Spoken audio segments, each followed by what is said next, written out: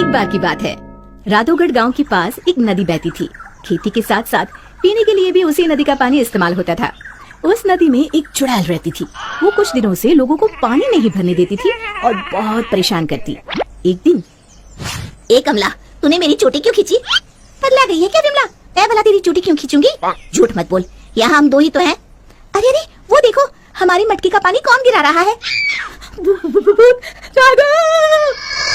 रास्ते में उन्हें भुवन मिला, जो बैलों को पानी पिलाने नदी लेकर जा रहा था। क्या हुआ? इस तरह क्यों भाग रही हो जैसे भूत पीछे पड़ गया हो? हाँ दादा, भूत ही है नदी पर, सच में। भक, मैं ही मिला छुअल करने के लिए। दरन हो गई जिन्नैया मैं कैसी करूं। अरे क्या हुआ, ये बैल पानी क्यों नहीं पी रहे हैं? और अरे मेरी धोती कौन खींच रहा है? कहीं भूत भागो रे। इसी तरह एक दिन रामू वहाँ से जा रहा था। उसने देखा बीच धारा में एक औरत बड़े ही आराम से बैठी हुई है। ए, तुम वहाँ क्यों बैठी हो? अरे बाहर आ जाओ, मरना है क्या?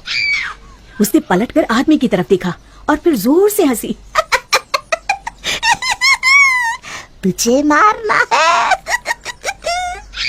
कहकर हाथ बढ़ाना शुरू किया। वो तेजी से गिरते पड़ते गांव की तरफ भागा और गांव आकर लोगों को बताया। हाँ, उस दिन मेरे बैलों को पानी भी नहीं पीने दिया उस चुड़ैल ने। हमारी मटकी का पानी गिरा दिया था। लगता है हमें ये गांव छोड़ना ही होगा।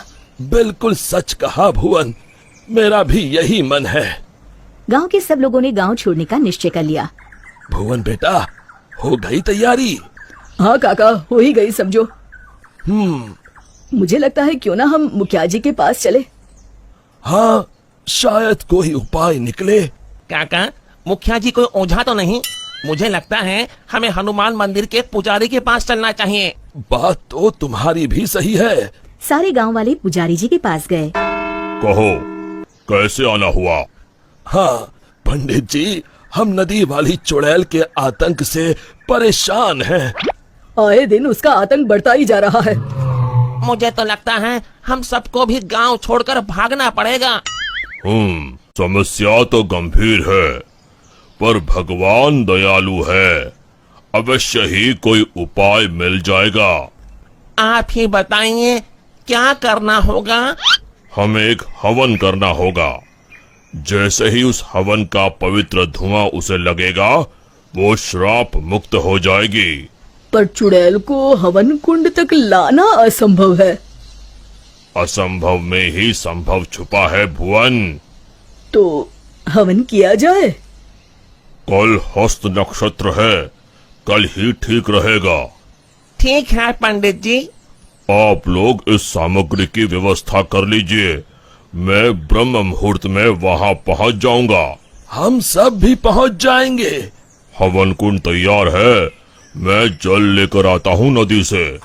किसकी मौत आई है जो मुझे सोते ही जगाने चला आया?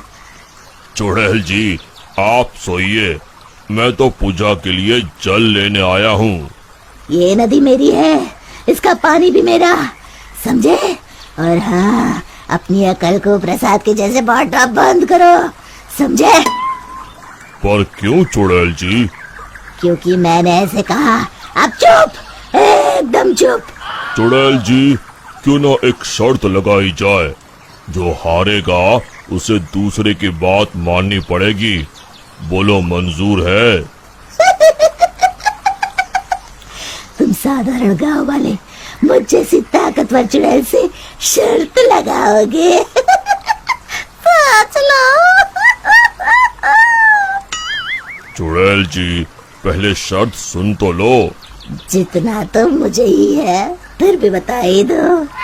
अभी हम यहाँ नदी पर हवन पूजन कर रहे हैं, आपको उसमें आना होगा।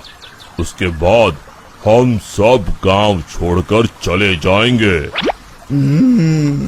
और नहीं आई तो ऐसे ही रोज तुम्हारी नींद में खलल डालेंगे। ठीक है, पर मेरी एक शर्त है, मुझे कोई मंत्र सुनाई नहीं देना चाहिए।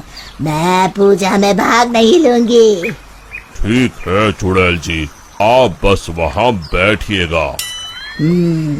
चलो। गांव वाले चुड़ैल को देखकर डर गए पर पुजारी जी ने इशारा किया तो वो शांत होकर बैठ गए।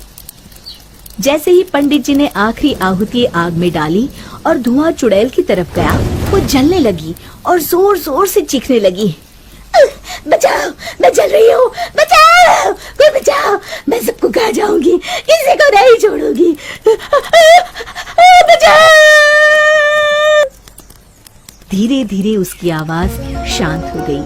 सब लोग सोच रहे थे कि चुड़ैल जलकर राख हो जाएगी, पर ये क्या? उस डरावनी चुड़ैल की जगह पर एक खूबसूरत परी खड़ी थी। वो मुस्कुराते हुए बोली, मैं एक परी हूँ। एक शाप के कारण मुझे चुड़ैल बनना पड़ा। आज आपके कारण मैं शाप मुक्त हो गई हूँ। अब मैं परी लोग जाऊंगी। उससे पहले एक वरदान देना चाहती हूँ। मांगो, क्या मांगते हो?